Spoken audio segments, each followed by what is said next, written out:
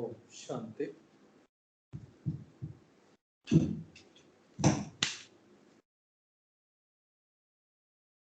ओम शांति। आज की बाबा के महावाक्य। बाबा आज हमारे 4 रूपों के वंश को देखते हैं।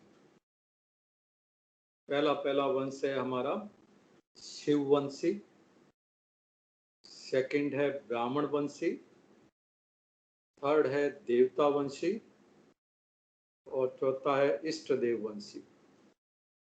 बाबा अलग अलग ढंग से हमारे भाग्य की रेखाएं देखते हैं, कहो भाग्य देखते हैं। आज बाबा वंश के रूप में बता रहे हैं। सब हम आत्माओं के रूप में शिववंशी, ब्राह्मण बने तो ब्रह्मावंशी और उसके बाद में हम बनेंगे राजवंशी या देवी वंशी और फिर हमारी पूजा होगी द्वापर कलयुग में। तो बाबा क्लियर करते हैं कि जो इष्टवंशी बनेंगे उनकी विशेषताएं क्या होगी। हर एक तो इष्ट देव नहीं बनेगा। ब्राह्मण बच्चों में से बाबा कहते हैं हम जाएंगे स्वर्ग में। कुछ तो राजवंशी बनेंगे, कुछ प्रजावंशी बनेंगे, प्रजा में आएंगे।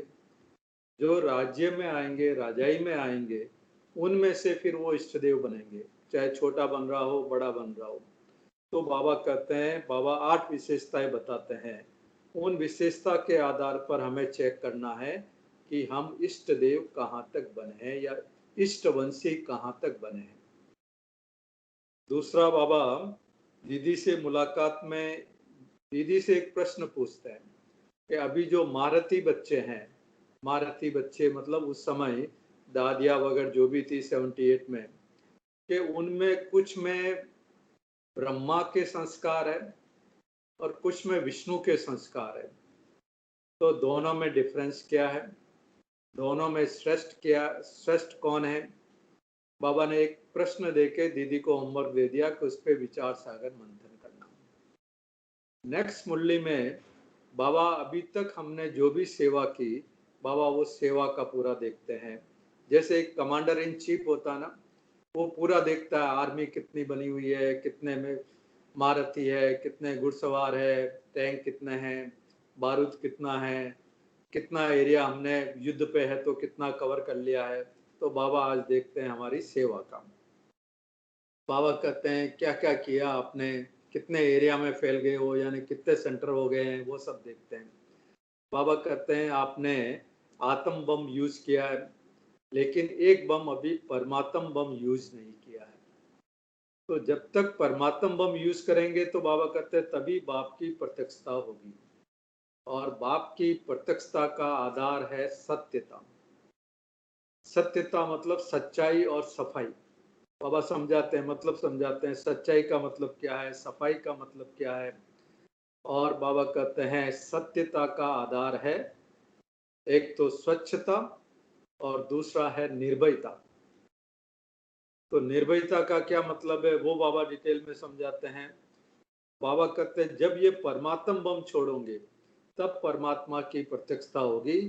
तो पूरे विश्व की आत्माओं के जो अल्पकाल के साधन हैं वो सब खत्म हो जाएंगे और सब उस एक बाप को पहचान लेंगे, मान लेंगे। तो सुनते हैं आज के बाबा के महावाक्य। इष्ट देव की विशेषताएं। 26 दिसंबर 78। आज बाप दादा हर बच्चे के एक ही समय पर 4 रूपों का वंश देख रहे हैं। पहला हर एक है शिववंशी, आत्मा के रूप में हम हो गए शिववंशी। दूसरा है ब्रह्मावंशी, ब्रह्मा के बाबा के बच्चे बने तो ब्रह्मावंशी। तीसरा है देवतावंशी, क्योंकि हम ब्राह्मण बने तो देवता भी बनेंगे, देवतावंशी। और चौथा है इष्ट देव वंशी, इष्ट देवों की पूजा होती है फिर आधा कल्प के बाद में। हर एक के 4 वंश का रूप बाप दादा के आगे स्पष्ट है। भक्ति मार्ग में आप ही श्रेष्ठ आत्माएं भिन्न भिन्न रूप में भक्तों के इष्ट देव बनते हो। इस समय भी आप सबके भक्त आप इष्ट देवों को या देवियों को पुकारते रहते हैं। जैसे प्रत्यक्षता का समय स्पष्ट और समीप आता जा रहा है, वैसे आप सबके देव वंश अर्थात राजवंश और इष्ट वंश की प्रत्यक्षता होती जाएगी। लास्ट में हमारी प्रत्यक्षता होगी कि हम कौन राजाई में आने वाले हैं और कौन इष्ट देव देवता बनने वाली है। ऐसे अनुभव करते हो कि हम ही इष्ट देव बनकर अनेक भक्त आत्माओं की मनोकामनाएं पूर्ण करने वाले हैं। ऐसा अंदर में हमें अनुभव होता है। जैसे राजवंश में नंबरवार है, वैसे ही पूज्य रूप में भी नंबरवार इष्ट बनते हो। हम कौन से इष्ट है, कौन सी देवी के रूप में आपका पूजन हो रहा है, अपनी भक्तमाला को जानते हो कि हमारे भक्त कौन कौन हैं। तो जो बाबा क्लियर करते हैं कि शिववंशी तो सब है, हम ब्रह्मावंशी भी हम सब ब्राह्मण बच्चे हैं। अब राजवंशी या देवतावंशी और चौथा इष्ट देववंशी। तो बाबा क्लियर करते हैं जो आपके सेवा में सहयोगी साथी बनते हैं, बाबा के बच्चे बनते हैं, सब सहयोगी बनते हैं, सब साथी बनते हैं सेवा में। उनमें कोई राजवंश में आते हैं, मतलब राजाई में आएंगे, और कोई प्रजा में आते हैं। सब तो राजाई में नहीं आएंगे। तो इस समय के सेवा के सहयोगी या नजदीक के साथी और भविष्य के रॉयल फैमिली या प्रजा, ब्राह्मण में से दो जाएंगे, कोई राजाई में आएगा, कोई प्रजा में आएगा। और फिर भक्तों में इष्टवंशी या भगत। तो ये स्पष्ट होता है या समझ में आता है कि जो राजाई में आएंगे वही इष्टवंशी बनेंगे, जो प्रजा में आएंगे वो फिर बाद में उनका भक्ति का पाठ चालू हो जाएगा, वो इष्ट देव नहीं बनेंगे।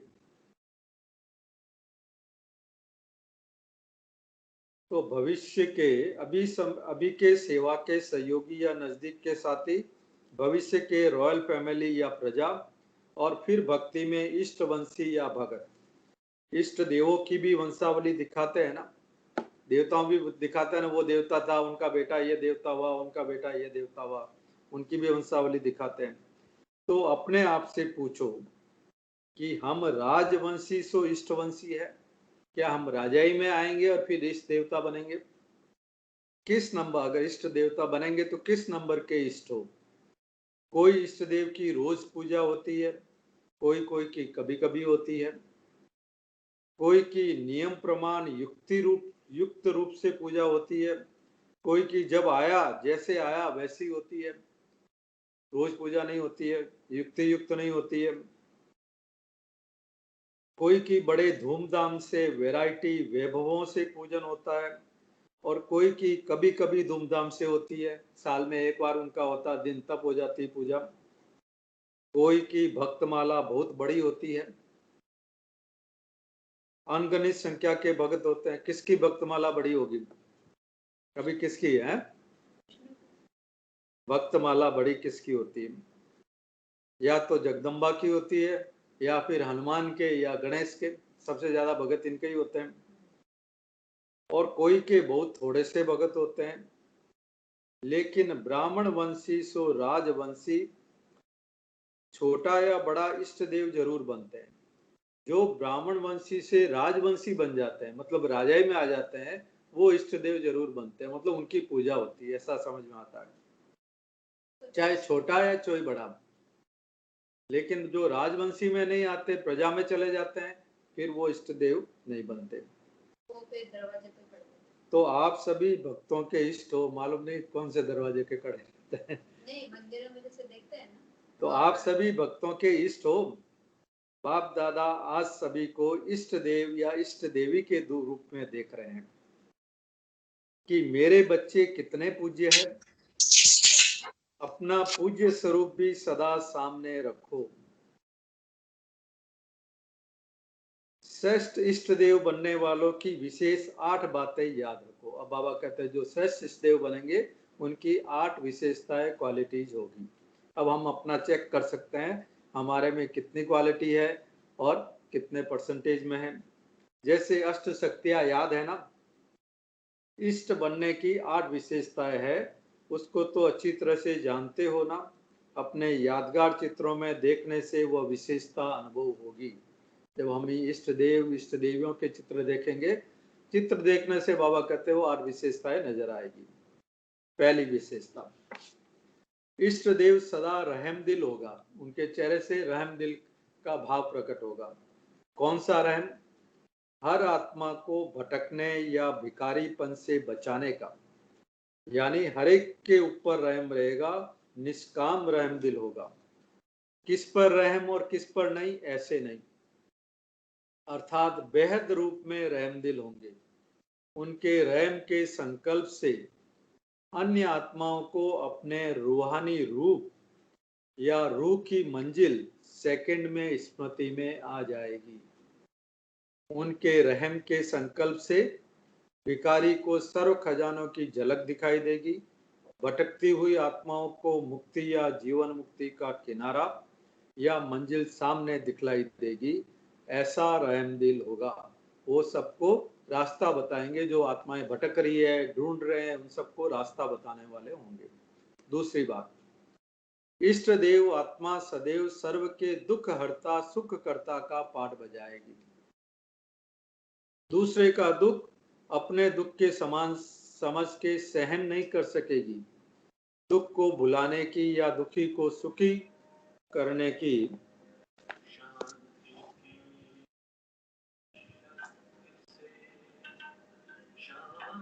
जग में नाम है, शांति की शक्ति से, शांति जग में नाम है।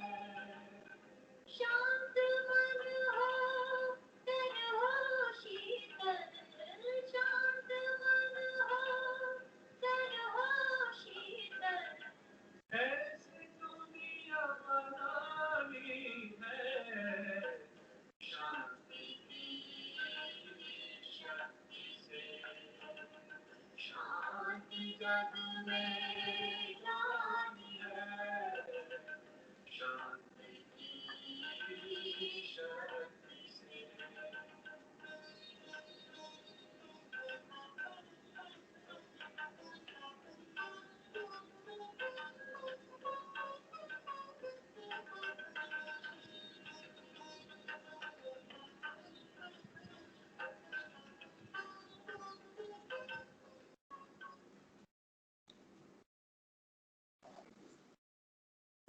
तो बाबा कहते हैं, इष्ट देव आत्मा की दूसरी निशानी जो है, दुख को भुलाने की या दुखी को सुखी करने की युक्ति या साधन सदा उनके पास जादू के चाबिक माफिक होगा। दूसरों के दुखों को सुख में परिवर्तित करने वाले होंगे। तीसरी बात, सदा संकल्प बोल और कर्म से प्योरिटी की पर्सनैलिटी दिखाई देगी। चौथी बात, सदा स्वभाव में, संस्कार में, चलने में सिंपल लेकिन श्रेष्ठ दिखाई देगा। पांचवी बात, जैसे आपके जड़ चित्र सदा श्रृंगारे हुए दिखाते हैं, देवताओं का श्रृंगार किया हुआ दिखाते हैं, वैसे ही सर्व गुणों के श्रृंगार से सदा सजे सजाए नजर आएंगे। कोई एक गुण रूपी श्रृंगार भी कम नहीं होगा, क्योंकि हमारी महिमा क्या है, सर्व गुण संपन्न। तो बाबा कहते हैं एक गुण का श्रृंगार भी कम नहीं होगा।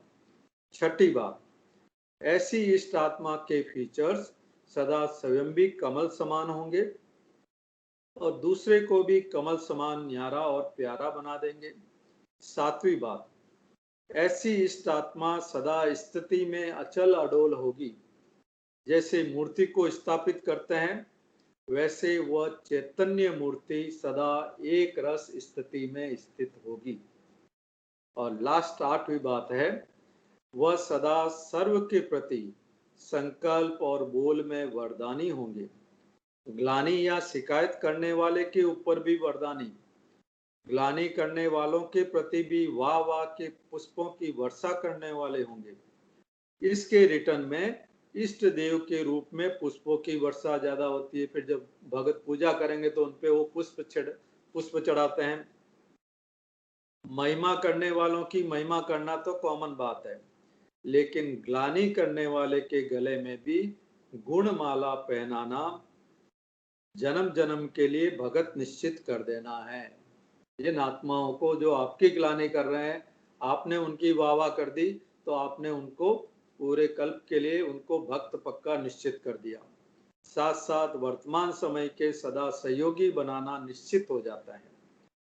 जैसे आजकल आप विशेष तो ये हुई 8 विशेषताएं। अब हमें सबको अपनी अपनी चेक करनी है, 8 विशेषताओं में हमारे में कितनी हैं। ये 8 विशेषताएं बाबा ने कहा इष्ट देव देवियों में होगी। जैसे आजकल आप विशेष आत्माओं के स्वागत के समय गले में स्थूल माला डालते हैं ना, कोई आता वीआईपी तो स्थूल माला पहनाते हैं, तो फिर आप क्या करते हो, डालने वाले के गले में रिटर्न कर देते हो। कोई आपको पहनाया तो आप वापस उसको पहना देते हो। ऐसे ग्लानि करने वालों को भी आप गुणमाला पहनाओ, तो सतही आपकी गुणमाला आपको रिटर्न करेंगे। जैसे बाप के हर कदम हर कर्म के गुण गाते हैं, वैसे ही आप इष्ट देव महान आत्माओं के सदा गुण गाते रहेंगे। अर्थात ये देना अनेक बार का लेना हो जाता है। अब समझा इष्ट देव की विशेषताएं, तो अब सभी अपने आप को चेक करो, इष्ट देव स्वरूप कहाँ तक तैयार हुए हैं, 8 विशेषताओं में हमें कहाँ तक आई है। बाबा कहते हैं जब मूर्ति तैयार हो जाती है तब पर्दा खुलता है। तो आप सब तैयार हो या कोई तैयारी कर रहे हो? आपके भक्त अधूरे साक्षात्कार में राजी नहीं होंगे, इसलिए अपने इष्ट देव रूप को सदा सजा सजाया हुआ रखो। समझा अब क्या करना है। फिर बाबा बात कर रहे हैं दिल्ली निवासियों से। दिल्ली निवासियों को तो तैयार होना चाहिए, क्योंकि संपूर्णता संपन्नता का झंडा और राज्य का झंडा दोनों दिल्ली में होना है। तो दिल्ली निवासी फ्लैग सेरेमनी की डेट फिक्स करें, अभी से तीव्र तैयारियां करने में लग जाना है। विदेशी तो पहला कार्य करेंगे। विदेश वाले क्या करेंगे, जो विदेश का रोल है, बाबा कहते हैं विदेशी विदेश से पावरफुल आवाज द्वारा विजय के झंडे की नींव डालेंगे। पहले पावरफुल आवाज विदेश से निकलेगी, फिर भारत के कुंभकर्ण जागेंगे। सब विदेश के भिन्न भिन्न स्थानों से विशेष आत्माओं के सहयोग के आधार से विजय का फाउंडेशन पड़ेगा। जैसे आजकल की दुनिया में भी हर स्थान की मिट्टी एक स्थान पर इकट्ठी करते हैं, तो हर विदेश के स्थान के विशेष व्यक्तियों के आवाज द्वारा भारत में विजय के झंडे का फाउंडेशन मजबूत होगा। तो विदेशी इस कार्य के फाउंडर है। झंडा लहराने के पहले फाउंडेशन चाहिए ना, फाउंडेशन बनाना पड़ता ना। तो हर स्थान के निकले हुए विशेष आत्माओं रूपी फूलों का गुलदस्ता बाप दादा और सरकार के आगे पहले विदेश भेंट करेगा। विदेश से जो विशेष आत्माएं हैं, जानी मानी आत्माएं हैं, उनका नाम उनके मुख से नाम वाला होगा कि भारत में भगवान आ गया है, तब भारतवासी जागेंगे। भारतवासी मतलब जो बड़े बड़े नेता, फेमस साइंटिस्ट वगैरह जो भी है। तो बाबा विदेश वालों से पूछते हैं गुलदस्ता बन रहा है ना, ऐसी विशेष खुशबू अर्थात विशेषता हो जो फॉरेन से भारत तक पहुंचती रहे। ऐसे खुशबूदार रूहानी रुए गुलाब, सदा गुलाब का गुलदस्ता तैयार हो रहा है ना। जैसे कोई बहुत अच्छी मन को मोहित करने वाली खुशबू होती है, तो क्या होता है, न चाहते हुए भी उसकी तरफ अटेंशन चला जाता है कि ये खुशबू कहाँ से आ रही है।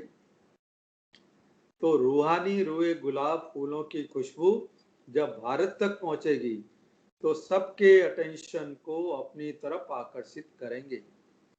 सब ढूंढेंगे कि ये खुशबू कहाँ से आई, इस खुशबू का केंद्र कहाँ है। अच्छा, ऐसे सदा सजे सजाए मूर्ति राजवंशी सो इष्टवंशी सर्व आत्माओं को सदा श्रेष्ठ संकल्पों द्वारा वरदान देने वाली, सर्व आत्माओं को रहमदिल बन के मंजिल दिखाने वाली, ऐसे महादानी वरदानी इष्ट देव श्रेष्ठ आत्माओं को बाप दादा का याद प्यार और नमस्ते। ऐसे ऊंचे से ऊंचे बाप दादा को हम बच्चों का दिल से याद प्यार और नमस्ते। अब दीदी के साथ बातचीत है, बड़ी इंटरेस्टिंग बाबा की, बाप दादा की। बाप दादा का एक प्रश्न है, कोई कोई महारथियों के संस्कार ब्रह्मा समान ज्यादा है। ब्रह्मा समान मतलब स्थापना के, निर्माण करने के संस्कार ज्यादा है। और कोई कोई के विष्णु समान संस्कार है, उनमें पालना करने के संस्कार ज्यादा है। कोई की जन्म पत्री में आदि से अंत तक स्थापना के निमित्त बनने के संस्कार है, उन आत्माओं में सेंटर खोलना, चालू करना, बच्चों को, नई आत्माओं को अट्रैक्ट करने का। और कुछ में है जो आत्माएं आ गई उनकी पालना करने का। कोई कोई के पालना के संस्कार है। इसका रहस्य क्या है सब महारथी बच्चे। इस पर रू रिहान करना। दोनों ही विशेष आत्माएं हैं, महारथी तो सब विशेष आत्माएं हैं, लेकिन अंतर भी विशेष है। एक स्थापना का कार्य और दूसरा पालना का कार्य। तो दोनों में नंबर 1 कौन हुए? और इसका भविष्य के साथ क्या संबंध है? वर्तमान दोनों की विशेष प्राप्तियां क्या है? अब अभी जो संकल्प आ रहा है उससे लगता है कि जो पालना का संस्कार है वो शायद रानी बनेगी, स्थापना वाला राजा बनेगा, या ये हो सकता है। एकदम क्या संकल्प चलता है आपका? बाबा कहते हैं भविष्य के साथ क्या संबंध है। अभी आया मेरे को संकल्प। वर्तमान दोनों की विशेष प्राप्तियां क्या है, दोनों के पूजन में अंतर क्या है, इस पर रू रियान करना। बड़ी टॉपिक है ना। इस टॉपिक से अपना पूज्य रूप भी समझ सकेंगे कि मेरा कौन सा रूप होगा। वह भावना आएगी। जैसे अभी आपको कोई आपके नाम से पुकारता है तो झट फील होता है कि मुझे बुला रहे हैं, ऐसे स्पष्ट भावना आएगी। अच्छा, तो बाबा ने प्रश्न देके दीदी को होमवर्क देके छोड़ दिया। आज तो दिल्ली का टर्न है। दिल्ली पर सबको चढ़ाई करनी है। दिल्ली की धरनी को प्रणाम जरूर करना है।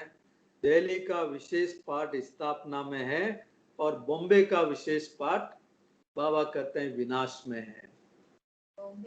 बॉम्बे का, दिल्ली का स्थापना में है, बॉम्बे का विशेष पाठ विनाश में है, और कलकत्ते का पाठ भी आवाज फैलाने में अच्छा सहयोगी रहेगा। अच्छा, अब दिल्ली वाले क्या करेंगे? बाबा ने थोड़ा सा हिंट दिया। बाबा तो कहता है ना मुरलिया में कि बम्बई तो रहेगा नहीं, वो तो सब पूरा समुद्र में चला जाएगा, तो विनाश में वो पाठ हो गया।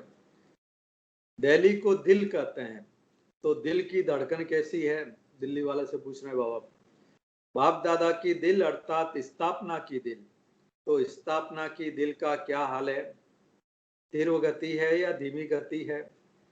दिल्ली वाले जब विशेष वर्ग की वैरायटी सर्विस कर गुलदस्ता तैयार करे तब कहेंगे स्थापना की तीव्र गति है। 78 की मूल्य है। बाबा ने कहा सब वर्गों की सेवा करके उसका फिर गुलदस्ता तैयार करें तब कहेंगे तीव्र गति है। अभी संपर्क का धागा नहीं बांधा है। दिल्ली की तरफ सभी की नजर है। बाप की नजर है तो सर्व की नजर है, क्योंकि स्थापना की बिंदी भी वहीं और राज्य की बिंदी भी वहीं। तो सबकी नजर बिंदु की तरफ जानी है। दिल्ली की महावीर पांडव सेना तो बहुत है। पांडवों को मिलकर हर मास में कोई सबूत देना चाहिए। होमवर्क दिल्ली वालों के लिए, हर महीने में कोई सबूत देना चाहिए, क्योंकि दिल्ली के सपूत मैसूर है। सपूत अर्थात, सपूत अर्थात सबूत देने वाले। सबूत दिया तो सपूत।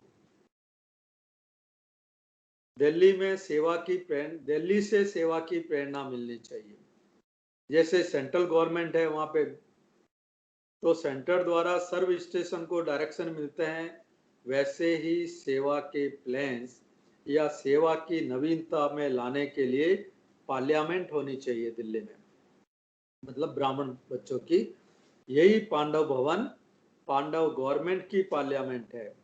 तो पार्लियामेंट में सब तरफ के सर्व मेंबर्स की राय से नए रूल तैयार होते हैं। तो दिल्ली से हर मास विशेष प्लान्स आउट होने चाहिए सेवा के, तब समाप्ति समीप आएगी और इसी पार्लियामेंट हाउस में जय जयकार होगी। पांडवों ने अच्छी तरह सुना, शक्तियों के बिना पांडव कुछ भी नहीं कर सकते। तो शक्तियां पांडवों को आगे रखे और पांडव शक्तियों को आगे रखे, यानी एक दूसरे को आगे रखे, तब विष्णुपुरी की स्थापना होगी। विष्णुपुरी की स्थापना में कंबाइंड का पार्ट है, तो स्थापना के कार्य में भी कंबाइंड का कार्य चलने से सफलता होती है। बाबा कहते हैं दिल्ली में प्लानिंग बुद्धि है, प्लान करने वाले अच्छी बुद्धि वाले बच्चे हैं, लेकिन अभी गुप्त है। अभी सब अपनी विशेषता रूपी अंगुली दो, सर्व के विशेषता की अंगुली से ही स्थापना का कार्य संपन्न होगा। विशेषता को गुप्त नहीं रखो, कार्य में लगाओ, लेकिन साथ में बाबा सावधानी, निष्काम, उसमें आपका कोई स्वार्थ भावना नहीं हो। तो जैसे स्थापना में नंबर 1 दिल्ली रही, वैसे ही विशेषताओं के गुलदस्ते में भी नंबर 1 बनना है। दिल्ली में सब महारथियों के सहयोग के हाथ है, सबने जाके शुरू में वहां पे सेवा की होगी। तो सर्व महारथियों के सहयोग का पानी दिल्ली की धरनी को पड़ा हुआ है। दिल्ली के फाउंडेशन में कोई महारथी रहा नहीं है, सब दादियों ने जाके शुरू में जब स्थापना का कार्य चालू हुआ दिल्ली में सर्विस का, तो सब गए हुए हैं, सबने पानी दिया है। अभी सिर्फ योग की धूप चाहिए, फिर देखो कितनी विशेष आत्माओं का प्रत्यक्ष फल निकलता है, स्वतः ही आपके पास लेने के लिए आएंगे। दिल्ली की धरनी की विशेषताएं तो बहुत है। पहले तो प्लानिंग पार्टी बनाओ, जिसमें चारों ओर के महारथी और शक्तियों का सहयोग लो। तो पहले बाबा ने दिल्ली की प्रशंसा की, फिर बाबा दिल्ली वालों को क्या करना है वो होमवर्क दे रहे हैं। सेवा के प्रति समय दिल्ली में संगठन होना चाहिए। धरनी पर महारथियों का इकट्ठा होना भी स्थापना के कार्य को वृत्ति और वातावरण से समीप लाने का कार्य करता है। जैसे मधुवन चरित्र भूमि है, मिलन भूमि है, बाप को साकार रूप में अनुभव कराने वाली भूमि है, वैसे ही बाबा कहते हैं दिल्ली की धरनी सेवा को प्रत्यक्ष रूप देने के निमित्त है, तब दिल्ली से आवाज निकलेगा। अभी सबकी बुद्धियों में ये संकल्प तक उत्पन्न हुआ है कि जो कुछ कर रहे हैं, जो चल रहा है, उससे कुछ होना नहीं है। अलग अलग पंथ, अलग अलग धर्म वाले जो भी कर रहे हैं, उनके मन में ये संकल्प आ रहा है कि अभी तक हम जो कर रहे हैं उससे कुछ होना नहीं है। अभी सब सहारे टूटने लगे हैं, इसलिए ऐसे समय पर यथार्थ सहारा अभी जल्दी ढूंढेंगे, मांग करेंगे। ऐसी नई बात कोई सुनाए और आखिर में चारों तरफ भटकने के बाद बाप के सारे के आगे सब माथा झुकाएंगे। समझे अब दिल्ली वालों को क्या करना है? अच्छा, ओम शांति। नेक्स्ट मुरली है 28 दिसंबर 78 की।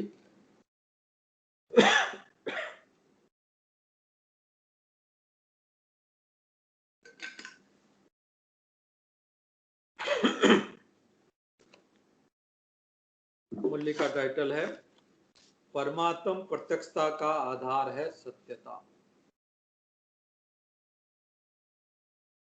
आज बाप दादा सर्व बच्चों को शक्ति सेना या पांडव सेना के रूप में देख रहे हैं। बाबा कमांडर इन चीफ अपनी आज सेना को संभाल रहे हैं।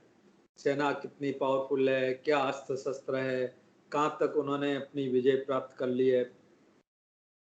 सेनापति अपनी सेना को देख के हर्षित भी हो रहे हैं और साथ साथ अपनी सेना के महारथी या घोड़ेसवार दोनों के कर्तव्य को देख रहे हैं। प्यादे को नहीं देखते बाबा, महारथी या घोड़ेसवार।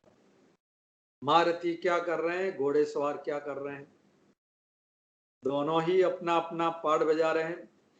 अब तक ड्रामा अनुसार बाबा कहते हैं जो भी हर एक ने पार्ट बजाया वह नंबरवार अच्छा ही कहेंगे क्योंकि ड्रामा अनुसार बजाया।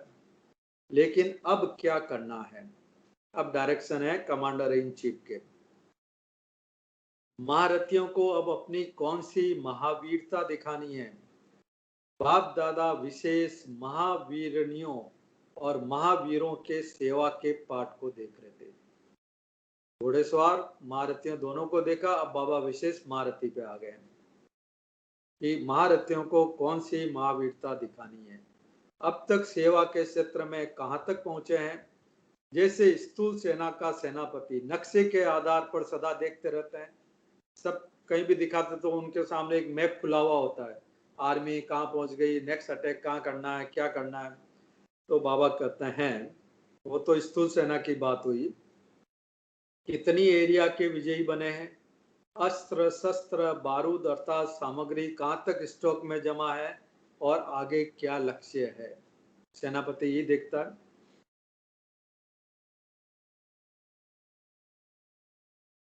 लक्ष्य की मंजिल से कहां तक दूर है, किस स्पीड से बढ़ते जा रहे हैं। वैसे ही आज बाप दादा भी आदि से अब तक की सेवा के नक्शे को देख रहे थे। रिजल्ट क्या देखा, महावीर या महावीरनिया सेवा के क्षेत्र में आगे बढ़ते जा रहे हैं। शस्त्र भी सब साथ में है। क्या है हमारे शस्त्र, ज्ञान योग शक्तियां। एरिया भी बढ़ाते जा रहे हैं, आवाज भी फैलती जा रही है। लेकिन अभी तक आत्मिक बम लगाया है, मैं आत्मा हूं, ये बम लगाया है, ये लोगों को समझाया है। अभी परमात्म बम लगाना है। आत्मिक सुख या आत्मिक शांति की अनुभूति, रूहानियत की अनुभूति के भिन्न भिन्न शस्त्र नंबरवार समय प्रमाण कार्य में लगाया है। लेकिन लास्ट बम कौन सा, परमात्म बम है। परमात्म बम है मतलब बाप की प्रत्यक्षता का, जो देखे, जो संपर्क में आकर के सुने और उन्हीं द्वारा ये आवाज निकले कि बाप आ गए, मतलब भगवान आ गया है। जो देखे जो सुने उनके मुख से आवाज निकले कि बाप आ गए हैं। डायरेक्ट ऑलमाइटी अथॉरिटी का कर्तव्य चल रहा है। ये अंतिम बॉम्ब है जिससे चारों ओर से आवाज निकलेगा। बाबा कहते हैं अभी ये कार्य रहा हुआ है। ये कैसे होगा, कब होगा, पूछ रहे हैं बाबा बच्चों से, महावीरों से। अब बाबा बताते हैं कैसे होगा।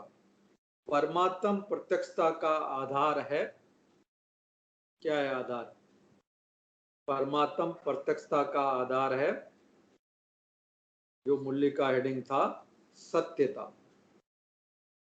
सत्यता ही प्रत्यक्षता है। अब सत्यता का मतलब क्या।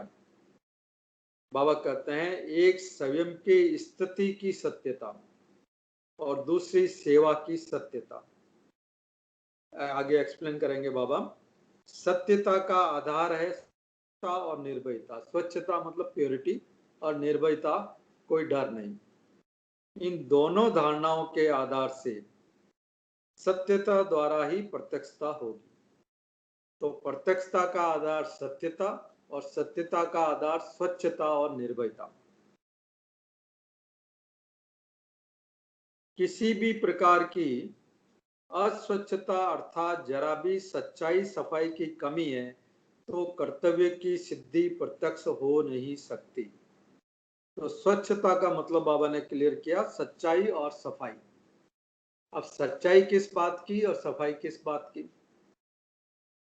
सच्चाई अर्थात दो तरह की सच्चाई की बात करते हैं बाबा। सच्चाई अर्थात मैं हूं, जैसा मैं हूं, यानी अपना आत्मिक ओरिजिनल स्वरूप, सदा उस ओरिजिनल सत्य स्वरूप में स्थित होना। मैं आत्मा जो हूं अपने आत्मिक स्वरूप में स्थित होना, अर्थात आत्मा के ओरिजिनल सतो प्रधान स्वरूप में स्थित रहना। बाबा कहते हैं आत्मा का ओरिजिनल स्वरूप है सतो प्रधान अवस्था, इवन सतो भी नहीं है। रजो और तमो स्टेज सच्चाई की ओरिजिनल स्टेज नहीं है, ये तो संग दोष की स्टेज है। क्योंकि रजो और तमो कब आए? बाद में आए ना। किसका संग, माया या रावण का संग? तो आत्मा की सत्यता सतो प्रधानता है, सातों गुणों से भरपूर। तो पहली ये सच्चाई है। और दूसरी बात, बोल और कर्म में भी सच्चाई, अर्थात सत्यता की स्टेज सतो प्रधानता है या अभी भी रजो और तमो मिक्स है? सत्यता नेचुरल संस्कार रूप में है या पुरुषार्थ से सत्यता की स्टेज को लाना पड़ता है? आपका संस्कार बन गया है सत्यता, या आप एफर्ट्स करके सत्यता को लाते हो? जैसे बाप को ट्रुथ या सत्य कहते हैं, वैसे ही आत्मिक स्वरूप की वास्तविकता भी सत्य अर्थात ट्रुथ है, कि मैं आत्मा हूं, ये सत्य है। तो सत्यता सतो प्रधानता को कहा जाता है। तो बाबा पूछते हैं, क्या ऐसी सच्चाई है? स्वच्छता का दो मतलब था ना, सच्चाई और सफाई। तो बाबा ने सच्चाई का मतलब समझाया। अब है सफाई। सफाई अर्थात स्वच्छता यानी प्योरिटी। जरा भी संकल्प द्वारा भी अशुद्धि अर्थात बुराई को या अवगुण को टच नहीं करे। हमारे संकल्प में भी, स्वप्न में भी कोई अवगुण, कोई कमजोरी, कोई बुराई टच नहीं करे। अगर बुद्धि या संकल्प द्वारा भी स्वीकार किया अर्थात धारण किया, तो संपूर्ण सफाई नहीं कहेंगे। बुद्धि में भी कोई अस्वच्छता की बात आ गई, इम्प्योरिटी की बात आ गई, संकल्प में भी, स्वप्न में भी, तो बाबा कहते हैं कि सफाई नहीं कहेंगे, स्वच्छता नहीं कहेंगे। जैसे स्थूल में भी कोई भी प्रकार की गंदगी को देखना अच्छा नहीं लगता है, चाहे थोड़ी हो, कम हो, ज्यादा हो। देखने से किनारा कर देंगे। हम रास्ते में चल रहे हैं, देख रहे हैं गंदगी पड़ी, तो हम थोड़ा सा उधर, थोड़ा दूर होकर निकलेंगे, चलेंगे। ऐसे ही बुराई को सोचना भी बुराई को टच करना हुआ। सुनना और बोलना या करना, ये तो स्वयं ही बुराई को धारण करते हैं। सुना, बोला या किया, वो तो हमने धारण कर ली। बाबा कहते हैं उसके बारे में सोचना भी उसको टच करना है। सफाई अर्थात स्वच्छता, संकल्प मात्र भी अशुद्धि नहीं हो, इसको कहा जाता है सच्चाई और सफाई अर्थात स्वच्छता। तो स्वच्छता का बाबा ने बताया, परमात्म प्रत्यक्षता का आधार बाबा ने बताया सत्यता। सत्यता में दो चीजें बताई, स्वच्छता और निर्भयता। और स्वच्छता में बाबा ने बोला सच्चाई और सफाई। अब निर्भयता, दूसरी बात हुई निर्भयता। दूसरी बात है निर्भयता। बाबा कहते हैं निर्भयता की परिभाषा भी बड़ी गुह्य है। किस बात में निर्भयता? पहली बात, अपने पुराने तमोगुणी संस्कार पर विजयी बनने की निर्भयता। वो निर्भयता हो कि मैं अपने तमोगुणी संस्कार पर विजय प्राप्त करूं, इसमें निर्भयता। क्या करूं, होता नहीं है, बहुत प्रबल है। बाबा कहते हैं ये भी निर्भयता नहीं है। मेरा कोई पर्टिकुलर संस्कार है, अगर मेरे से नहीं छूट रहा, मैं बोलूं क्या करूं, छूटता ही नहीं है, ये तो बहुत कड़ा संस्कार है, तो बाबा कहते हैं निर्भयता नहीं हुई। पहला तो ये, अपने पुरानी तमोगुणी संस्कार पर विजयी बनने की निर्भयता। दूसरा है, अन्य आत्माओं के संपर्क और संबंध में स्वयं के संस्कार मिलाना और अन्य के संस्कार परिवर्तन करना, इसमें भी निर्भयता हो। पता नहीं चल सकेंगे, निभा सकेंगे, मेरा मानेंगे या नहीं मानेंगे, इसमें भी अगर भय है तो इसको संपूर्ण निर्भयता नहीं कहेंगे। तीसरी बात, विश्व की सेवा में अर्थात सेवा के सत्र में वायुमंडल या अन्य आत्माओं के सिद्धांतों की परिपक्वता को देखते हुए, सबके बिलीफ सिस्टम इतने स्ट्रांग है दुनिया में, उनका देखते हुए संकल्प में भी उन्हों की परिपक्वता या वातावरण या वायुमंडल का प्रभाव पड़ना, अगर मेरे पे कोई प्रभाव पड़ रहा है, तो बाबा कहते हैं यह भी निर्भयता नहीं है, यह भी भयता है। ये बिगड़ जाएंगे, हम कुछ बोलेंगे तो वो नाराज हो जाएंगे, बिगड़ जाएंगे, हंगामा हो जाएगा, हलचल हो जाएगी, बाबा कहते हैं इसमें भी निर्भयता हो, आप अपना पॉइंट सत्यता का निर्भय होके रखो।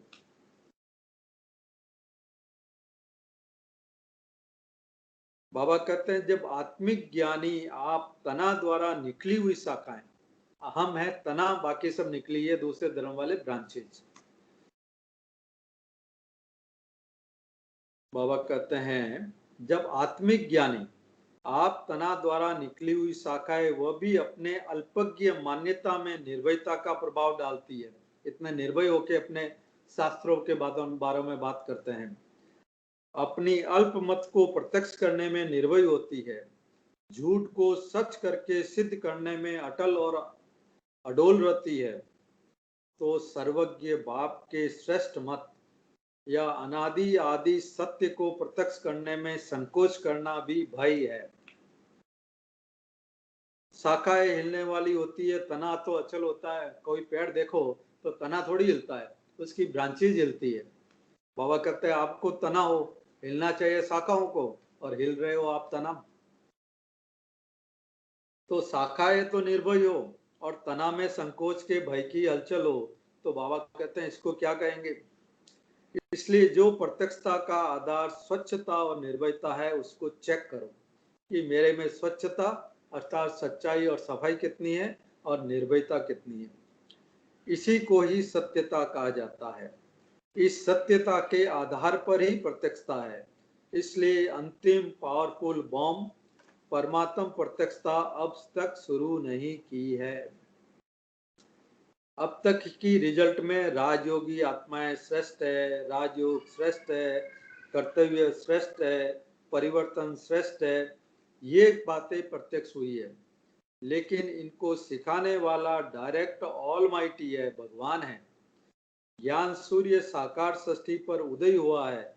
बाबा कहते हैं ये अभी भी गुप्त है। तो परमात्म बम की रिजल्ट क्या होगी जब लास्ट में प्रत्यक्षता होगी, तो बाबा कहते हैं उसका रिजल्ट क्या होगा। विश्व की सर्व आत्माओं के अल्पकाल के सहारे सब समाप्त हो, एक बाप का सारा अनुभव होगा।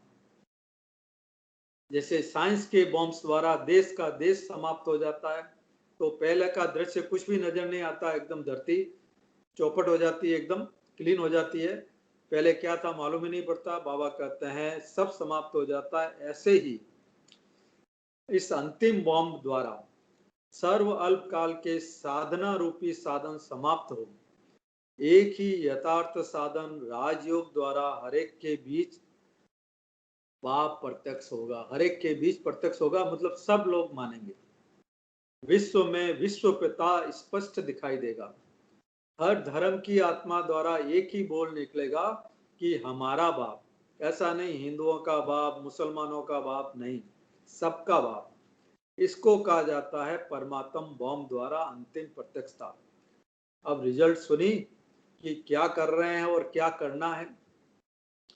अब के वर्ष परमात्म बॉम्ब फेंको। 78 का एंड है, लास्ट मुरली है 78 की। तो बाबा कहते हैं नेक्स्ट ईयर में परमात्म बॉम्ब फेंको। बाप को स्वच्छता और निर्भयता के आधार से सत्यता द्वारा प्रत्यक्ष करो। अच्छा, ऐसे बाप को विश्व के आगे प्रत्यक्ष करने वाले, सदा निर्भय, सदा एक ही धुन में मस्त रहने वाले, रमता सहज राजयोगी, अंतिम समय को समीप लाने वाले, अर्थात सर्व आत्माओं की मनोकामनाओं को पूर्ण करने वाले, बाप समान दया व रहम के सागर, ऐसे रहम दिल बच्चों को बाप दादा का याद प्यार और नमस्ते। नमस्ते बाबा, नमस्ते। अब है पार्टियों के साथ शॉर्ट में मुलाकात। इसमें बाबा पूछते हैं सभी अपने श्रेष्ठ भाग्य के गुणगान करते हुए सदा खुशी में रहते हो। ऐसा श्रेष्ठ भाग्य जिसका गायन स्वयं भगवान करे। बाबा पूछते हैं ऐसा भाग्य कभी मिलेगा जिसका गायन स्वयं भगवान करे। भविष्य में भी ऐसा भाग्य नहीं होगा, क्यों वहां भगवान नहीं होगा जो आपके भाग्य की बखान करेगा। अब नहीं तो कब नहीं ऐसी खुशी होती है। भाग्य का सितारा सदैव चमकता रहे, तो चमकती हुई चीज की तरफ स्वतः ही सबका अटेंशन जाता है कि ये क्या है। रास्ते चलते भी कोई चमकती हुई चीज दिखती है तो सोचते हैं ये क्या पड़ा है, कोई डायमंड तो नहीं पड़ा है। ऐसे ही हरेक के मस्तक के बीच भाग्य का सितारा सदैव चमकता रहे। सब देखें अपने अपने मस्तक को, भाग्य का सितारा चमक रहा है। जैसे कोई विशेष सितारा विशेष रूप से चमकता है, कभी कभी देखता है ना वो तारा वो दिख रहा है एकदम चमकता हुआ तो सबका अटेंशन जाता है, वो तो स्थूल बात हुई। ऐसे भाग्य का सितारा सबको आकर्षित करे, ऐसा चमकता हुआ सितारा स्वयं को भी दिखाई दे और विश्व को भी दिखाई दे। ये तो हम तो कह सकते हैं हमारा चमक रहा बाबा, लेकिन सब क्लियर कर देते हैं, खुद को भी नजर आए दूसरों को भी नजर आए। चमकती हुई चीज न चाहते हुए भी नजर घुमाते भी दिखाई देती है, तो भले चारों तरफ नजर घुमाए लेकिन आखिर में आपके तरफ ही नजर आएगी। ऐसा चमकता हुआ भाग्य अनुभव होता है। इस समय की ऊंची स्थिति की रिजल्ट सारे कल्प में ऊंचे, इस समय की ऊंची स्थिति वाले उच्च पद पाने वाले होंगे। अभी हमारी की ऊंची स्थिति पूरे कल्प में हमारे को उच्च बनाएगी। विश्व में पूज्य के रूप में भी ऊंचे होंगे, बाप के बच्चे भी ऊंचे, भक्ति में भी ऊंचे और ज्ञान में भी ऊंचा, राज्य करने में भी ऊंचे होंगे, सब में ऊंचे। हर पाठ ऊंचा बजाने के कारण ऊंचे से ऊंची आत्मा अनुभव करेंगे। ओम शांति। तो ये बाबा की मुरली, सेकंड मुरली, परमात्म प्रत्यक्षता का आधार सत्यता और सत्यता का आधार क्या बताया बाबा ने, दो चीजें, स्वच्छता और निर्भयता। स्वच्छता का मतलब बाबा ने कहा सच्चाई और सफाई। सच्चाई में बाबा ने बोला अपने जो ओरिजिनल स्वरूप है, सतोप्रधान स्वरूप है, यानी सातों गुणों की भरपूरता वाला जो स्वरूप है उसमें स्थित रहना, और हमारे कर्म और भूल उसमें भी सच्चाई। सफाई में बाबा ने बोला स्वप्न में भी संकल्प में भी अशुद्धि का विचार हमें टच भी नहीं करे, तब कहेंगे स्वच्छता या सफाई। निर्भयता की परिभाषा बताई बाबा ने, किन किन बातों में निर्भय बनना है, तीन बातें बताई बाबा ने मुख्यतः, उन सब बातों में निर्भय बनना है। और पहले मुरली में इष्ट देव का 8 विशेषताएं बताई, तो हम सबको चेक करनी है कि हम इष्ट देव कहाँ तक बने हैं। ओम शांति। स्थापना और पालना के संस्कार, किन्हीं आत्माओं में स्थापना के संस्कार ज्यादा है, किसी में पालना के है, दोनों में डिफरेंस क्या है, उसका भविष्य के साथ में क्या रिलेशन है, दोनों में श्रेष्ठ कौन सा है, वो बाबा ने कही होमवर्क दिया। तो आप लोग भी शेयर कर सकते हैं क्या पॉइंट अच्छे लगे स्काइप से। मुंबई स्टॉक एक्सचेंज जाएगा तो वैसे ही अपने आप विनाश हो जाएगा सबका। खाली बम्बई स्टॉक एक्सचेंज से ही विनाश हो जाएगा कह रहे ना बाबा मुंबई का मेन पार्ट है विनाश में। हाँ विनाश का पार्ट है। हाँ तो बस वहां से वो फेल हुआ और सबका विनाश निश्चित है। अच्छा ठीक है, और किसी का पॉइंट।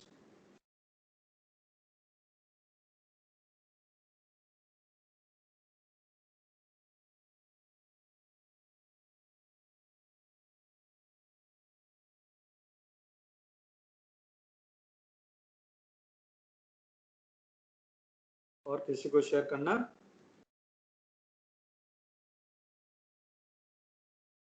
तो चलो बाबा को याद करते हैं, अपने आप को देखते हैं। आज बाबा ने बात की ना सतो प्रधानता की, आत्मा में सातों गुणों की भरपूरता, तो हम कितने स्वरूप बने हैं।